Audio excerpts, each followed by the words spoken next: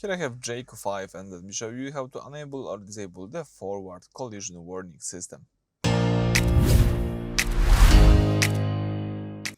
So at the very beginning, let's start by using the home screen, then let's find here and select the settings. It's located right here at the top right corner.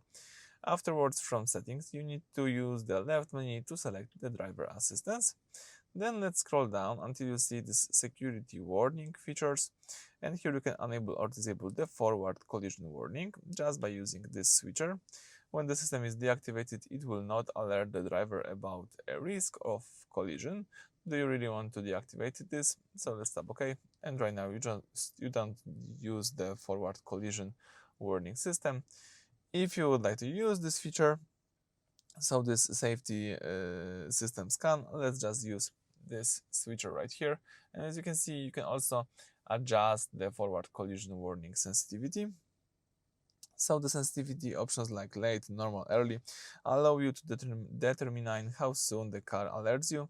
Setting it to late means it will only flash the absolute last second, reducing false alarms during aggressive driving.